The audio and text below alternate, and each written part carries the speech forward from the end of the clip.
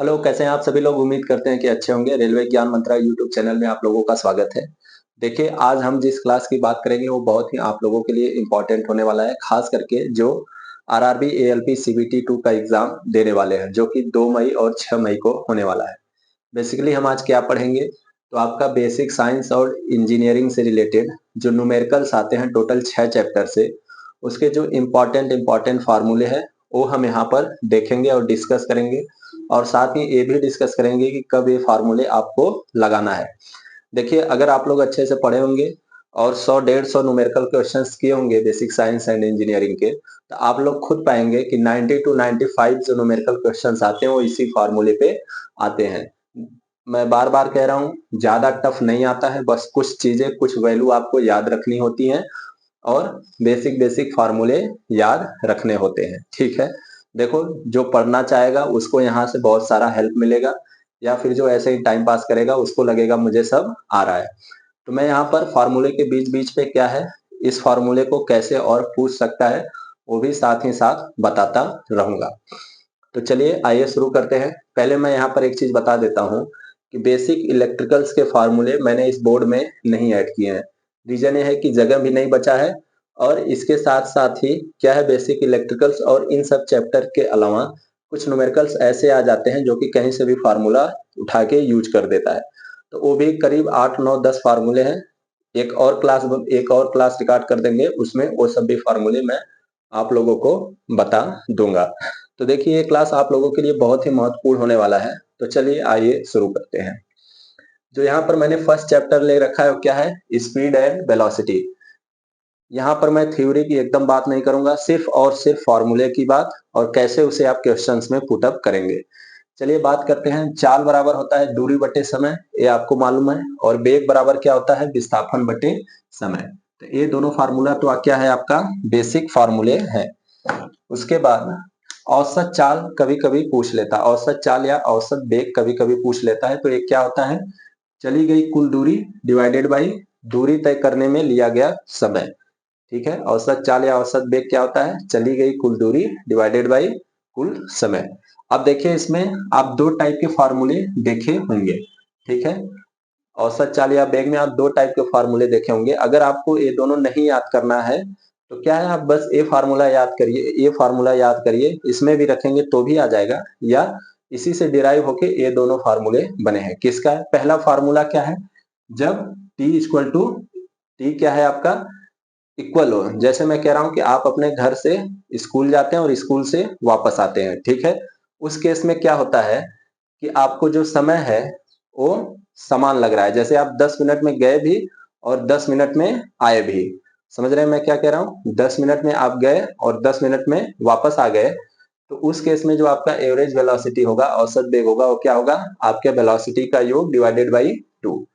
दूसरा केस क्या है, जब दूरी समान हो। यहाँ पर आपका समय समान है लेकिन दूरी समान नहीं है। ठीक है, यहाँ पर पहला में क्या कह रहा है, आपका दूरी समान नहीं है लेकिन समय समान हो, तो उस केस में एवरेज वेलोसिटी हो जाता है ए। लेकिन जब दूरी समान हो, जैसे मैं बोला अभी, कौन सा एग्जांपल दिया कि आप अपने घर से स्कूल जाते हैं और वापस आते हैं, तो ये तो क्या हो गया, दूरी समान ही है।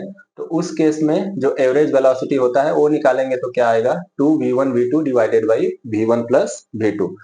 तो ये थोड़ा सा कंफ्यूजन हो सकता है, या अगर आपको समझ में आ गया हो तो इसको याद कर लीजिए, अदरवाइज ये बेस्ट है मेरे हिसाब से। एक ही याद रखो और आंसर पाओ।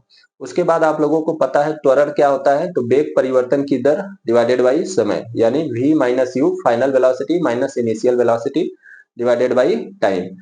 ठीक है, तो ये त्वरण का फार्मूला हो गया, ये आप याद रखना। उसके बाद देखिए, गति का समीकरण देख लेते हैं। कभी कभी आपका थ्योरी में पूछ देता है कि गति का समीकरण किसके लिए वैलिड है। तो यहाँ पर जो एक्सेलरेशन है, त्वरण है, वो कांस्टेंट रहता है, तभी ये गति का समीकरण आपका वैलिड रहता है, अदरवाइज नहीं रहता है। तो देखिए, गति के मेनली जो है 3 समीकरण होते हैं, v equal to u plus a t, s equal to u t plus half a t square, v square equal to u square plus 2as। ठीक है, जहां पर आपका v क्या है, अंतिम वेग है, u क्या है, प्रारंभिक वेग है, ए क्या है आपका त्वरण है, और टी क्या है, लिया गया समय है, एस क्या है आपका चली गई दूरी है। तो सब कुछ इसमें मैंने बता दिया। देखिए, जो सेकंड है, चली गई दूरी को आप ऐसे भी निकाल सकते हो, u plus v divided by 2 multiplied by t. ये इस वाले फार्मूले से भी आ जाता है। ये कब लगाएंगे? कभी कभी आपको फाइनल वेलोसिटी दे देगा और इनिशियल वेलोसिटी दे देगा और समय दे देगा, लेकिन त्वरण नहीं देगा, एक्सेलरेशन नहीं देगा। उस केस में अगर आपसे पूछ लेता है कि चली गई दूरी क्या है, तो आप ये वाला फार्मूला डायरेक्ट लगा सकते हैं। अगर ये नहीं याद आता है तो कोई बात नहीं, आप यहाँ से त्वरण निकाल लेंगे, फिर इसमें रख लेंगे तो भी आ जाएगा। वैसे ही एक बहुत ही इंपॉर्टेंट फार्मूला है जिसको इग्नोर कर देते हैं आप लोग, क्या है? nवें सेकंड में चली गई दूरी। nवें सेकंड में चली गई दूरी का फार्मूला होता है u plus 1/2 a multiplied by 2n-1।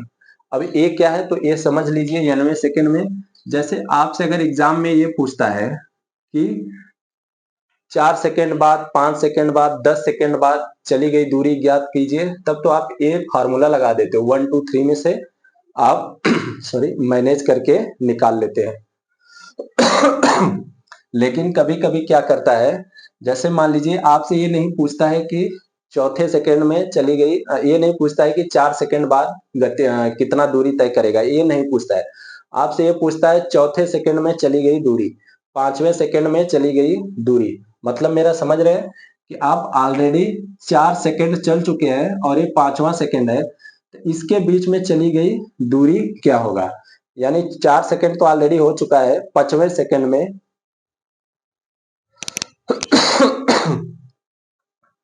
5वें सेकंड में चली गई दूरी कितना होगा? तो देखिए 5वें सेकंड में मतलब nवें सेकंड में, तो मैंने यहाँ मान लिया nवें सेकंड में चली गई दूरी क्या होगा? u plus half a 2n-1। ये आपको चारों फार्मूले याद होने चाहिए। उसके बाद यहाँ पर मैंने लिखा है फॉर वर्टिकल मोशन। जैसे आप गेंद को या किसी भी चीज को ऊर्ध्वाधर दिशा में फेंकोगे तो उस केस में क्या गति के फार्मूले हो जाते हैं? सिर्फ a की जगह आप g रख दीजिए और s की जगह h रख दीजिए, ठीक है? तीनों फार्मूले सेम है, सिर्फ त्वरण की जगह ग्रेविटेशनल त्वरण आ जाएगा, ग्रेविटेशनल एक्सेलरेशन आ जाएगा, और ये जो हॉरिजॉन्टल में जो ये चली गई दूरी हो रहा था वो वर्टिकल में हाइट के बराबर हो जाएगा। देखिए यहाँ पर आप g का मान प्लस जी कब लोगे और माइनस जी कब लोगे? जब आप गेंद को ऊपर फेंकोगे, गेंद ऊपर जा रहा हो, तो देखिए उस समय जी हमेशा आपका नीचे काम करता है, पृथ्वी के केंद्र की तरफ काम करता है। तो जब आप ऊपर गेंद फेंकोगे तो जी का मान माइनस लोगे, क्योंकि जी हमेशा नीचे की तरफ कार्य कर रहा है। जब आप गेंद को ऐसे पकड़ के नीचे की तरफ ही फेंकोगे तो उस केस में जी आपका प्लस जी ही होगा, क्योंकि नीचे ही त्वरण काम कर रहा है। यहाँ पर प्लस जी रखेंगे और यहाँ पर माइनस जी रखेंगे, ठीक है? ऊपर फेंक रहे हैं कि नीचे फेंक रहे हैं, उस हिसाब से जी का मान चेंज होता रहेगा। अब देखिए दो केस है, अगर ये आप याद करते हैं तो आपका समय बचेगा, अदरवाइज मैं बार बार कह रहा हूं ये जितने भी फार्मूले सब इधर लिखे हैं गति के समीकरण से ही आए हैं। ध्यान से सुनना, मैं दो केस बताने जा रहा हूं। केस फर्स्ट में क्या है आपका? केस फर्स्ट में क्या है? एक गेंद है, इसको आप धरती से ऊपर की तरफ फेंक रहे हो h ऊंचाई तक, ठीक है? गेंद है, उसको धरती से ऊपर की तरफ फेंक रहे हो h ऊंचाई तक, तो मैक्सिमम हाइट तक कितना जाएगा और मैक्सिमम हाइट तक जाने में लगा हुआ समय कितना होगा? तो उसका फार्मूला आ जाएगा h equal to u square divided by 2g, और लगा समय क्या हो जाएगा? t equal to you by के जी। देखिए गति का समीकरण, जो गति है स्पीड एंड वेलोसिटी का चैप्टर का न्यूमेरिकल सॉल्व करते हुए आप दो चीज याद रखना। क्या? जब कोई गेंद अपने मैक्सिमम हाइट पे पहुंच जाता है, जब कोई गेंद मैक्सिमम हाइट पर पहुंच जाता है तो उसका जो अंतिम वेग हो जाता है वो जीरो हो जाता है। अंतिम वेग क्या हो जाता है? जीरो हो जाता है। और वैसे ही सेम कंडीशन से जब हम किसी गेंद को ऊंचाई से सिर्फ ऐसे नॉर्मली छोड़ दे रहे हैं, गेंद पकड़े हैं नीचे गिरने के लिए ऐसे छोड़ दिए, तो उस केस में प्रारंभिक वेग u इक्वल टू 0 हो जाता है। तो यही यहाँ पर दोनों केस है। पहला केस मैंने बता दिया, आप किसी गेंद को फेंक रहे हो h ऊंचाई तक, तो क्या होगा? h equal to u square by 2g होगा और t equal to you by के जी होगा। वैसे ही दूसरे केस में आप किसी गेंद को h ऊंचाई से सिंपली ड्रॉप कर रहे हो, ठीक है? तो उस केस में u इक्वल टू 0 होता है, क्योंकि आप छोड़ोगे, पहले तो वेलोसिटी पकड़े हो 0, जैसे छोड़ोगे u से 0 से होके बढ़ना धीरे धीरे स्टार्ट कर देगा, ठीक है? तो यहाँ से h इक्वल टू क्या हो जाएगा? अगर हाइट निकालें तो final velocity equal to under root 2gh, यहाँ से आप h भी निकाल सकते हैं v, और t इक्वल टू क्या होता है अंडर रूट 2h बाई के g। आप ये दोनों चीज याद रख लीजिए। इसी में एक चीज मैं आपको और बताता हूँ, पिछली बार इससे क्वेश्चन पूछा गया था, इस बार भी मैक्सिमम चांसेस है। एक चीज जान लीजिए, जैसे मैं किसी गेंद को फेंका, ठीक है, धरती से यहाँ से किसी गेंद को फेंका और ये h ऊंचाई तक गया और फिर यहाँ से यू टर्न लिया और धरती पे आ गया। मान लीजिए टोटल समय लगा 20 सेकेंड, ठीक है। गेंद को मैक्सिमम हाइट तक जाने में और फिर वापस धरती तक आने में 20 सेकेंड लगा। तो इस केस में क्या होता है, आप ये चीज, ये कॉन्सेप्ट आप याद रखिएगा कि जितना समय ऊपर जाने में लगता है उतना ही समय नीचे आने में लगता है। मैंने क्या बोला, जितना समय ऊपर जाने में लगता है उतना ही समय नीचे आने में लगता है।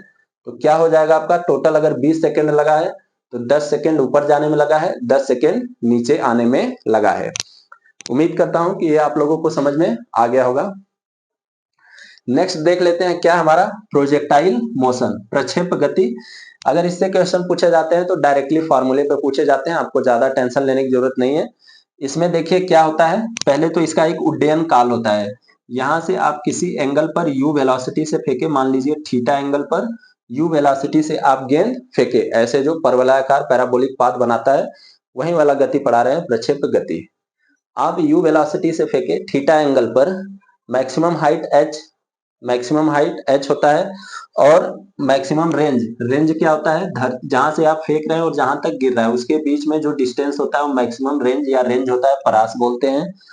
और गेंद को जब फेंकते हैं तब से लेके और वापस धरती तक आने में जितना समय लगता है उसे क्या बोलते हैं, उड्डयन काल, टाइम ऑफ फ्लाइट, और इसे टी से, कैपिटल टी से डिनोट करते हैं।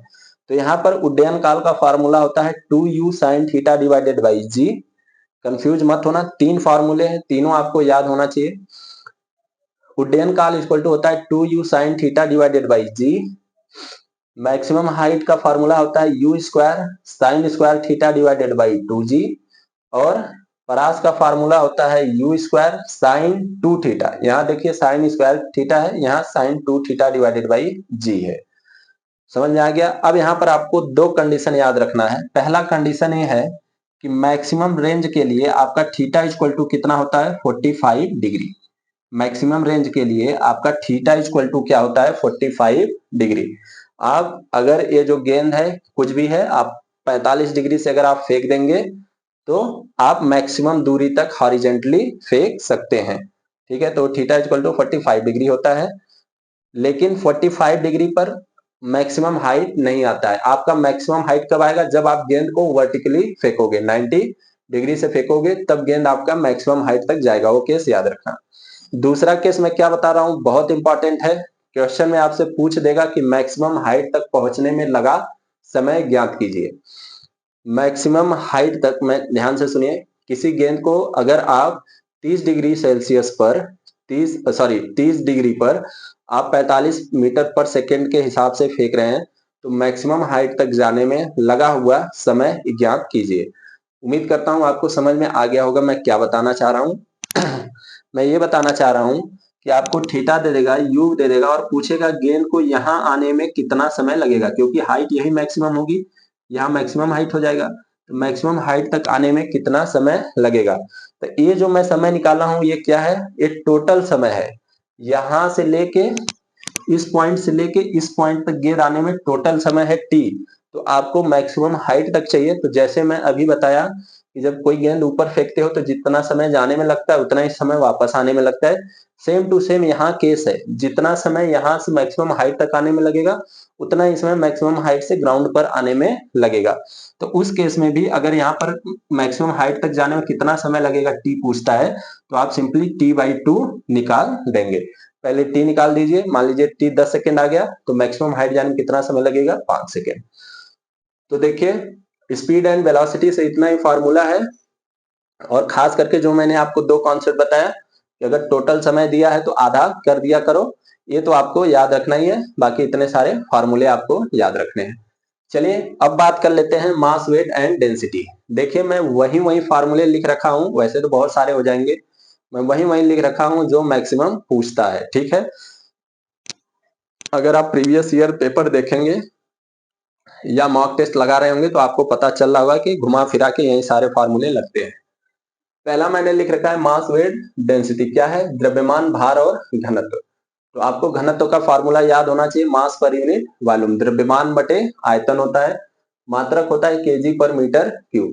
यहाँ पर एक चीज आपको ये याद रखना है कि अगर कभी ग्राम पर सेंटीमीटर में आपका डेंसिटी दे देता है, मतलब ये दे दिया कि 5, जैसे ये दे दिया कि किसी वस्तु का घनत्व जो है वो 5 ग्राम पर सेंटीमीटर क्यू है, तो उसको आप केजी पर मीटर क्यू में बदलिए तो क्या करेंगे, सीधे से 1000 का मल्टीप्लाई कर देंगे, ठीक है। इतना ही आपको करना है। तो इसमें एक डेंसिटी का फार्मूला ज्ञात कीजिए, आप लोग रख लीजिए। और दूसरा एक होता है रिलेटिव डेंसिटी। रिलेटिव डेंसिटी क्या होता है, वस्तु का घनत्व डिवाइडेड बाई पानी का घनत्व, वो भी कितने डिग्री सेल्सियस पे, 4 डिग्री सेल्सियस पे, जो कि 1000 केजी पर मीटर क्यूब होता है। 4 डिग्री सेल्सियस पे ही क्यों लेते हैं, क्योंकि इस तापमान पर पानी का घनत्व अधिकतम होता है, ठीक है, इसीलिए 4 डिग्री सेल्सियस पे घनत्व निकालते हैं। तो रिलेटिव डेंसिटी क्या हो जाएगा, वस्तु का घनत्व डिवाइडेड बाई पानी का घनत्व। लेकिन रिलेटिव डेंसिटी का कोई भी यूनिट नहीं होता है, क्योंकि ये घनत्व और घनत्व का ही क्या है, रेशियो है। यहाँ पर घनत्व का मात्रक होता है केजी पर मीटर क्यूब, लेकिन रिलेटिव डेंसिटी का कुछ भी नहीं होता है। यही से एक आर्किमिडीज प्रिंसिपल आता है, क्या होता है, आर्किमिडीज प्रिंसिपल ये है कि जब किसी वस्तु को आप पानी में डुबोएंगे तो पानी के भार में कमी महसूस होता है। यह कमी जो वस्तु के भार में कमी महसूस होता है, तो वस्तु के भार में कमी किसके बराबर होता है, जब वस्तु को डुबोओगे तो कुछ न कुछ पानी को बाहर निकाल देगा, तो जो पानी बाहर निकल रहा है उसी के भार के बराबर होता है। तो वस्तु के भार में कमी इक्वल टू वस्तु द्वारा विस्थापित द्रव का भार होता है। यही होता है आर्किमिडीज का प्रिंसिपल। इस पे आपको ज्यादा ध्यान नहीं देना है, आपको ध्यान देना है आपको ध्यान देना है इस फार्मूले पे। यहाँ पर मैंने क्या लिख रखा है, relative density. Relative density equal to क्या होता है, W1 divided by W1 minus W2। अब ध्यान से सुनिए, W1 W2 क्या है। W1 क्या है, वस्तु का वास्तविक भार। W1 क्या है, वस्तु का वास्तविक भार। W2 क्या है, वस्तु का आभासी भार, यानी पानी में डुबोने के बाद वाला जो वस्तु का भार होता है उसे आभासी भार कहते हैं। जैसे मान लीजिए कोई वस्तु आप लिए हैं 10 किलो, अगर आप हवा में लटका रहे हैं 10 केजी वेट आ रहा है, तो पानी में डुबोएंगे तो उसके भार में कमी आ जाएगा, हो सकता है 8 किलो आए, हो सकता है 7 किलो आए, 5 किलो आए, ठीक है, वो डिपेंड करता है बायोंट फोर्स पे। तो यहाँ से आप रिलेटिव डेंसिटी निकाल सकते हो। आपसे क्वेश्चन में डायरेक्ट पूछता है रिलेटिव डेंसिटी बताइए, यदि किसी वस्तु का हवा में भार 5 किलो है और उसको पानी में डुबोने पर उसका भार 3 किलो हो जा रहा है, तो रिलेटिव डेंसिटी निकालिए, तो आप यहाँ से निकाल देंगे। यहीं से मैं आपको एक चीज बता देता हूं जो कि एग्जाम में बार बार पूछा गया है। जैसे अगर क्वेश्चन में आपसे दे देता है कि किसी वस्तु को आप पानी में डुबोते हैं और डुबोने के बाद क्या है कि 70% हिस्सा उसका पानी में डूबा हुआ है, क्या है, ध्यान से सुनिए क्वेश्चन में क्या कह रहा हूं, पूछा जाएगा, पूछा गया था और पूछा जाएगा। क्वेश्चन क्या कह रहा है, किसी वस्तु का हिस्सा, जब किसी वस्तु को आप पानी में डुबोते हैं तो उसका 70% हिस्सा पानी में डूबा हुआ है, उस केस में वस्तु का घनत्व ज्ञात कीजिए। समझ में आया मैंने क्या बोला, एक वस्तु को पानी में छोड़ा गया है जिसका 70% हिस्सा, 70% पोर्शन जो है वो पानी में डूबा हुआ है, तो वस्तु का घनत्व निकालिए। देखिए हम वस्तु को पानी में डाल रहे हैं, मतलब वस्तु का घनत्व और पानी का घनत्व दोनों एक दूसरे के रिलेटिव हैं, ठीक है, जाहिर सी बात है वस्तु का घनत्व कम है इसीलिए वो पानी में पूरे तरीके से नहीं डूब रहा है। तो यहाँ पर एक तरीके से देखेंगे तो रिलेटिव डेंसिटी का कॉन्सेप्ट है। तो अगर ये जो 70% हिस्सा डूबा हुआ है ना, मतलब 0.7 पार्ट जो इसका डूबा हुआ है, यही इसका रिलेटिव डेंसिटी है। किसका, वस्तु का रिलेटिव डेंसिटी हो गया, किसके रिस्पेक्ट में, वाटर के रिस्पेक्ट में। तो वस्तु का रिलेटिव डेंसिटी कितना हो जाएगा, 0.7। और जब वस्तु का डेंसिटी निकालोगे तो इस फार्मूले में रख दीजिए, वस्तु का रिलेटिव डेंसिटी यहाँ 0.7 आ गया, पानी का घनत्व है 1000, मल्टीप्लाई कर दीजिए तो आपका वस्तु का घनत्व आ जाएगा। यानी वस्तु का घनत्व कितना आ जाएगा, 700 केजी पर मीटर क्यूब। उम्मीद करता हूं कि ये कॉन्सेप्ट आपको समझ में आया होगा। एक लाइन में क्वेश्चन आप कर सकते हैं बिना पेन उठाए, जब इस टाइप का क्वेश्चन पूछा गया हो। मैं फिर से आपको बता दे रहा हूं, मैं क्या बता रहा हूं आपको, सीधा सा मैं ये कह रहा हूं कि मान लीजिए अगर 70% किसी वस्तु का हिस्सा पानी में डूबा हुआ है तो क्या है, वो वस्तु का आपेक्षिक घनत्व ही दिया हुआ है। 70% पानी में डूबा हुआ है मतलब with respect to the water, ठीक है। 70% डूबा हुआ तो वो 70% क्या है, वस्तु का आपेक्षिक घनत्व ही है, यानी वस्तु का रिलेटिव डेंसिटी ही है। उसको आप क्या करेंगे, 1000 से मल्टीप्लाई करेंगे तो वस्तु का घनत्व आ जाएगा। शॉर्टकट तरीका है, आप अगर समझ गए होंगे तो बहुत अच्छा है। मैंने न्यूमेरिकल्स करवाए थे, उसमें भी आपको बता रखे हैं। चलिए यहाँ पर कभी कभी क्वेश्चन में पूछ लेता है, तो रिलेटिव डेंसिटी नापने वाला जो यंत्र होता है उसे क्या बोलते हैं, हाइड्रोमीटर। और ह्यूमिडिटी नापने वाला जो यंत्र होता है वो हाइग्रोमीटर होता है। ये दोनों कंफ्यूज, हाइड्रोमीटर और हाइग्रोमीटर में कंफ्यूज नहीं होना है। रिलेटिव डेंसिटी जिससे नापते हैं हाइड्रोमीटर, और ह्यूमिडिटी जिससे नापते हैं वो क्या होता है, हाइग्रोमीटर। उम्मीद करते हैं आप यहाँ तक आपको क्लियर हो गया होगा। तो मास, वेट एंड डेंसिटी से सिर्फ आपको एक ए वाला फार्मूला याद कीजिए, एक ए वाला याद रहना चाहिए आपको, एक ए वाला। चलिए अपने नेक्स्ट चैप्टर पे चलते हैं, वर्क, पावर एंड एनर्जी। कार्य, शक्ति और ऊर्जा। कार्य, ऊर्जा और शक्ति से पढ़ेंगे। तो देखिए यहाँ पर पहला ही होता है किया गया कार्य। किया गया कार्य क्या होता है, एफ एस कॉस थीटा। जहां पर एस क्या है, जब आप बल लगाते हैं तो वस्तु कुछ दूर विस्थापित हो जाता है। जैसे मान लीजिए कि एक कुछ पिंड रखा है, कोई वस्तु रखी, अगर उस पर हम बल लगाएं तो खिसक के आगे चली जाएगी, तो वही ये विस्थापन एस है। एफ क्या है, लगाया गया फोर्स है। और कॉस थीटा क्या है कि आप किस एंगल पे फोर्स लगा रहे हैं, ठीक है, आप किस एंगल पे फोर्स लगा रहे हैं। तो किया गया कार्य क्या होता है, एफ एस कॉस थीटा। अगर मान लीजिए थीटा इक्वल टू 0 है, इसका मतलब जिस डायरेक्शन में वस्तु का विस्थापन हो रहा है उसी डायरेक्शन में आप फोर्स भी लगा रहे हो, तो उस समय किया गया कार्य क्या हो जाएगा, एफ इंटू डेल्टा एस। जहां पर एफ लगाया गया बल है, डेल्टा एस विस्थापन है। देखिए एक आप याद रख लीजिए, एक जूल कार्य का मात्रक जूल होता है, और एक जूल बराबर होता है 10 के घाते 7 अर्ग। अर्ग सीजीएस पद्धति का मात्रक है, तो कार्य का सीजीएस पद्धति में मात्रक अर्ग होता है और एसआई पद्धति में मात्रक जूल होता है, और इन दोनों में रिलेशन होता है 1 जूल बराबर 10 के घाते 7 अर्ग। पावर, शक्ति, देखिए क्या है, इसके 3-4 फार्मूले हैं, तीनों चारों फार्मूले याद रहना चाहिए आपको। सबसे क्वेश्चन पूछा है और पूछ सकता है, क्या है, पहला तो होता है, अगर आप कार्य शक्ति का परिभाषा जानते हैं तो कार्य करने की दर, कार्य करने की दर को क्या बोलते हैं आप, शक्ति बोलते हैं, ठीक है। तो पावर इक्वल टू क्या हो जाएगा, कार्य बटे के समय, ठीक है। कार्य बराबर, अगर आप एफ एस रख दोगे, कार्य बराबर F dot S divided by delta T करोगे तो एफ तो बाहर निकल जाएगा, delta S divided by T क्या हो जाएगा आपका, वेलोसिटी। तो power equal to force into velocity भी होता है। और मैंने आपको बहुत बार बताया है कि mgh जो ऊर्जा होता है, देखिए यहाँ पर आप कार्य को एनर्जी में बदल सकते हैं, ऊर्जा में बदल सकते हैं, और ऊर्जा से आप कार्य ले सकते हैं, दोनों एक दूसरे के रिवर्सिबल प्रोसेस हैं। तो यहाँ mgh क्या होता है आपका, स्थितिज ऊर्जा होता है, और हाफ mv स्क्वायर क्या होता है आपका, गतिज ऊर्जा, काइनेटिक एनर्जी ऊर्जा होता है। तो कार्य को ऊर्जा में बदल सकते हैं, ऊर्जा को कार्य में बदल सकते हैं, दोनों सेम है, रिवर्सिबल प्रोसेस है। तो इसीलिए हम कार्य की जगह mgh डिवाइडेड बाई टी भी रख सकते हैं, और half mv square divided by T भी रख सकते हैं। ये क्या हो जाएगा, शक्ति का फार्मूला। तो शक्ति के टोटल कितने फार्मूले हो गए, 1 2 3 4। और आप ये भी जानते हैं कि काइनेटिक एनर्जी को अगर हम संवेग के फॉर्म में लिखना चाहें तो P square equal to 2m भी होता है। अगर मैं बात करूं काइनेटिक एनर्जी स्क्वायर क्या होता है, तो P square divided by 2m भी होता है। ये आपको मालूम होगा कि कैसे आता है। तो यहाँ पर हम क्या कार्य के जगह P square by 2m divided by T भी रख सकते हैं, तो यहाँ से आपका शक्ति भी आ जाएगा। और देखिए काइनेटिक एनर्जी का सबको फार्मूला पता होता है, हाफ mv स्क्वायर, और पोटेंशियल एनर्जी इक्वल टू क्या होता है, mgh। यहीं से एक फार्मूला आप लोग ये याद रख लीजिए, क्या रखेंगे कि न्यूटन का जो सेकेंड लॉ है, फर्स्ट सेकेंड और थर्ड लॉ, 3 लॉ होते हैं। सेकेंड लॉ क्या बोलता है कि जो फोर्स होता है ना, वो संवेग परिवर्तन की दर के बराबर होता है। सेकेंड लॉ क्या बोलता है, संवेग परिवर्तन की दर के बराबर लगाया गया फोर्स होता है, और ये संवेग परिवर्तन किसके बराबर होता है, P2 minus P1 divided by delta T.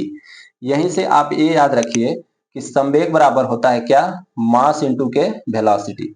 संवेग बराबर क्या होता है, मास इंटू के वेलोसिटी, ठीक है, मास इंटू के वेलोसिटी। और यहीं से आपको ये भी याद रखना चाहिए कि संवेग संरक्षण का सिद्धांत क्या होता है। तो संवेग संरक्षण का यही सिद्धांत होता है कि आप संवेग को नष्ट नहीं कर सकते हो, सिर्फ ये एक दूसरे में ट्रांसफर हो सकता है, ठीक है।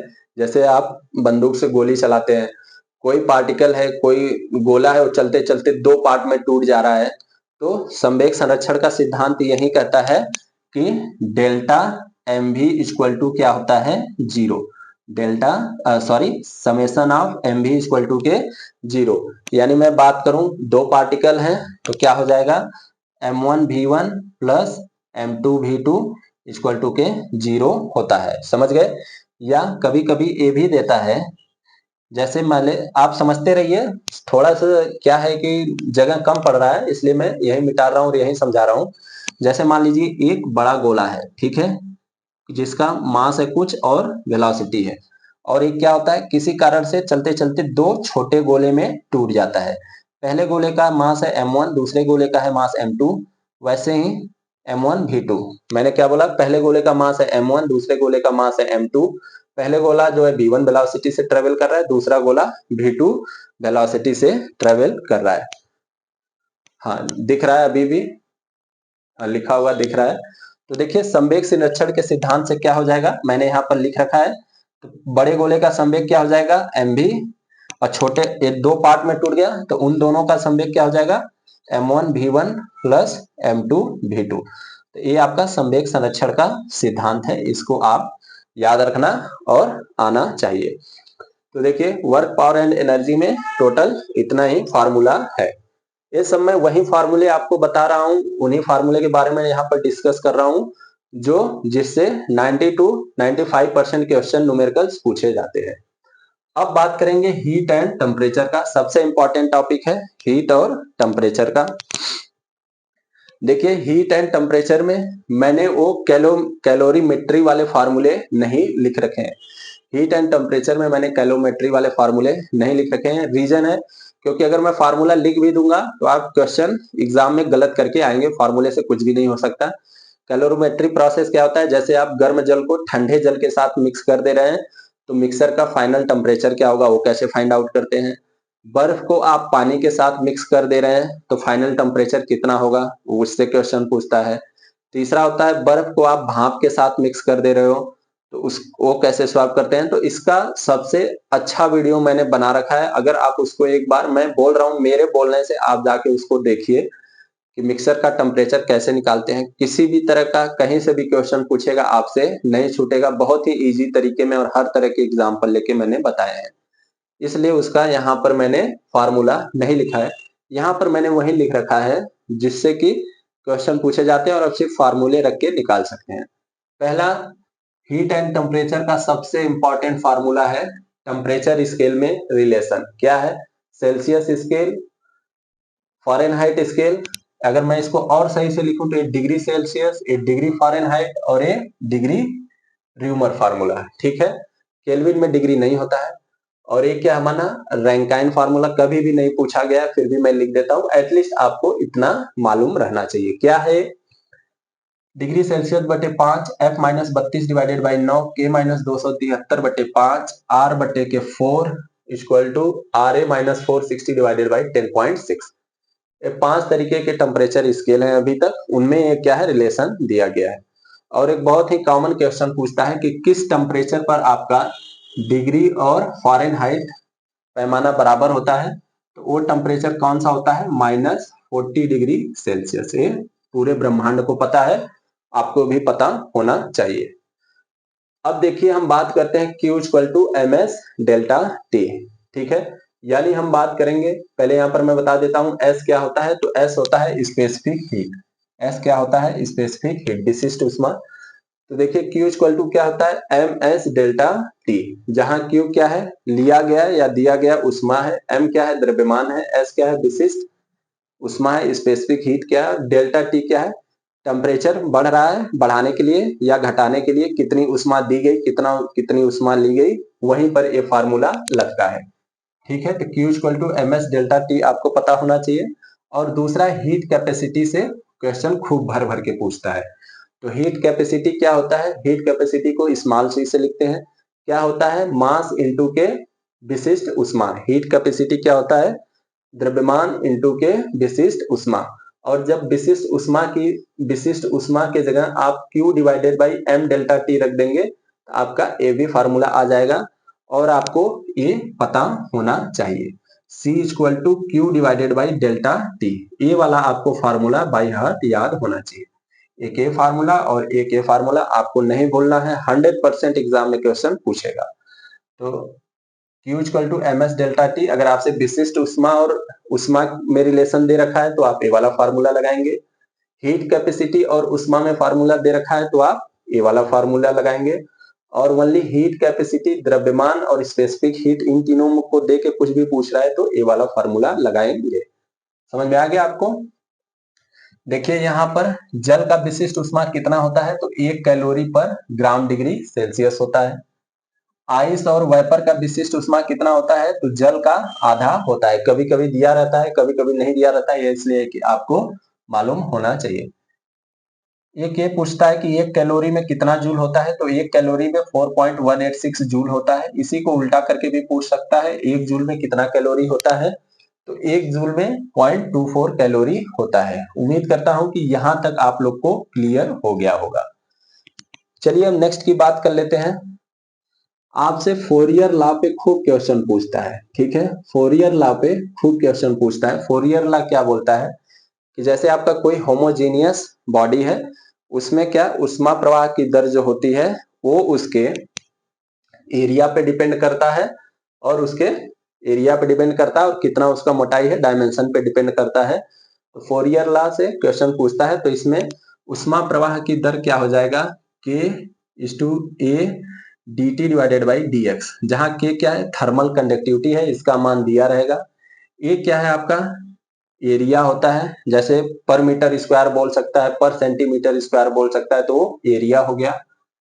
टी क्या है? उसके बाहरी सतह, और जैसे मान लीजिए ये आपका आउटर सरफेस है, ये इनर सरफेस है, तो इस सरफेस के बीच में टेम्परेचर डिफरेंस दिया रहता है, तो ये आपका टेम्परेचर डिफरेंस है। और डेल्टा टी क्या हो गया? किस क्रॉस सेक्शन से प्रवाहित हो रहा है उसका मोटाई। तो फोरियर लॉ, यानी अब तक मैंने कितने फॉर्मूले बता दिए?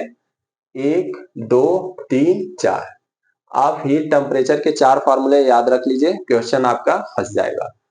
उसके बाद थर्मल एक्सपेंशन पूछता है, अल्फा बीटा गामा। देखिए थर्मल एक्सपेंशन उष्मीय प्रसार 3 तरीके का होता है। पहला होता है रेखीय उष्मीय प्रसार गुणांक, दूसरा होता है क्षेत्रीय प्रसार गुणांक, तीसरा होता है आयतन प्रसार गुणांक। रेखीय प्रसार गुणांक क्या होता है? लंबाई में परिवर्तन डिवाइडेड बाई ओरिजिनल लंबाई मल्टीप्लाइड बाई टेम्परेचर डिफरेंस। वैसे ही क्षेत्रीय प्रसार गुणांक क्या होता है? क्षेत्रफल में परिवर्तन और डिवाइडेड बाई प्रारंभिक क्षेत्रफल गुणे के ताप में परिवर्तन।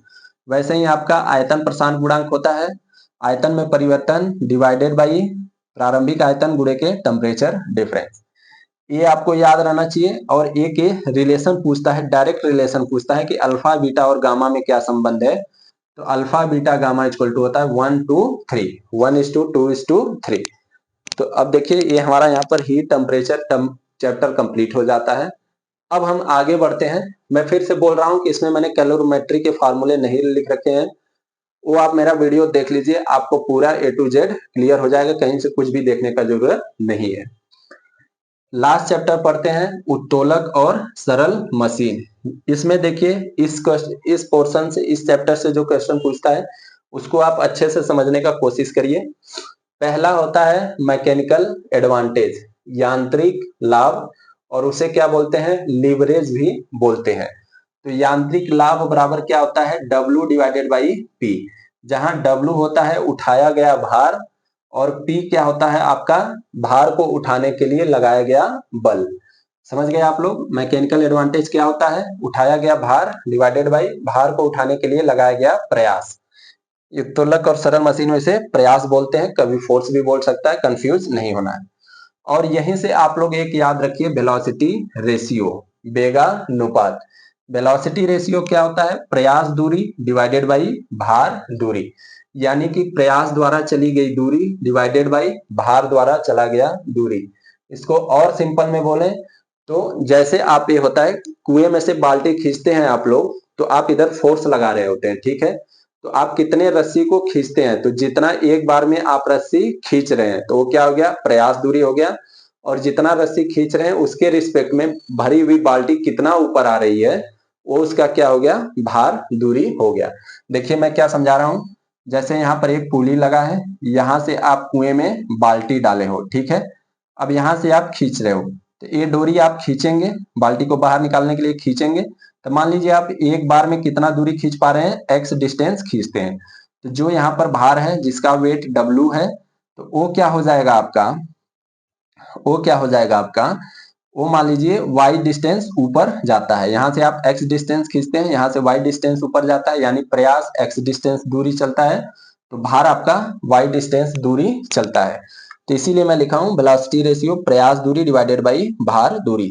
उम्मीद कर रहा हूं कि आपको प्रयास दूरी और भार दूरी क्या है ये समझ में आ गया होगा। तो चलिए अब बात कर लेते हैं इफिशियंसी का। तो देखिए इफिशियंसी का फार्मूला होता है output divided by input multiplied by 100, यानी दक्षता का फार्मूला होता है कितनी शक्ति मिली, कितना हमने शक्ति दिया था, गुणे 100। इसको इस टर्म में भी लिख सकते हो कि इफिशियंसी इक्वल टू क्या होता है, mechanical advantage divided by velocity ratio. ये फार्मूला आपको बाय हार्ट याद होना चाहिए। इफिशियंसी इक्वल टू क्या होता है, mechanical advantage divided by velocity ratio, ये याद होना चाहिए। अगर हम बात करें यहाँ पर आउटपुट पावर और इनपुट पावर कितना होगा, आउटपुट पावर और इनपुट पावर कितना होगा, तो देखिए आउटपुट पावर क्या है कि हमें कितना आउटपुट मिल रहा है। तो हमें आउटपुट कहाँ मिल रहा है, आउटपुट हमें यहाँ पर मिल रहा है, ठीक है। क्योंकि यही इसी को हम उठा रहे हैं, बाल्टी को ही उठा रहे हैं, कुएं से निकाल रहे हैं। तो हमारा जो भी शक्ति है किस कहाँ खर्च हो रही है, इस बाल्टी को उठाने के लिए। तो हमारा आउटपुट इधर आ रहा है।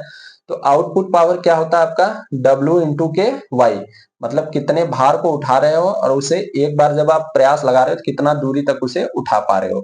तो आउटपुट पावर कितना हो गया, W इंटू वाई।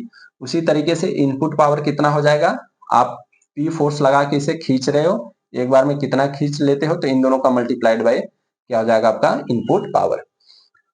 तो ये आपका उत्तोलक और सरल मशीन से फार्मूला हो गया। देखिए ये मैंने 90% फार्मूला कवर कर दिया है।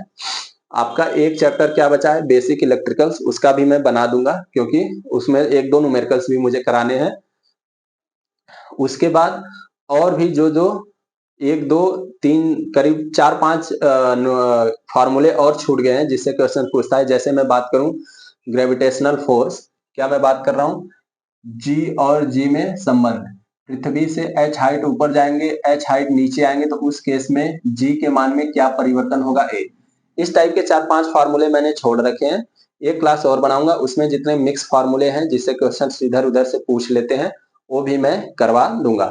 और एक सरल लोलक का फार्मूला रह गया, T इक्वल टू के 2 pi under root L by g, ये वाला भी है। तो जितने बचे हुए हैं वो मैं अगले वीडियो में करवा दूंगा। उम्मीद करता हूं कि आपको ये वीडियो पसंद आया होगा और इससे आपको हेल्प मिलेगा। मेरे कहने से एक बार फुल वीडियो देखिए और फिर न्यूमेरिकल लगाइए, आपका 100% सब न्यूमेरिकल लगेगा। तब तक आप अपना ध्यान रखिए, बाय बाय।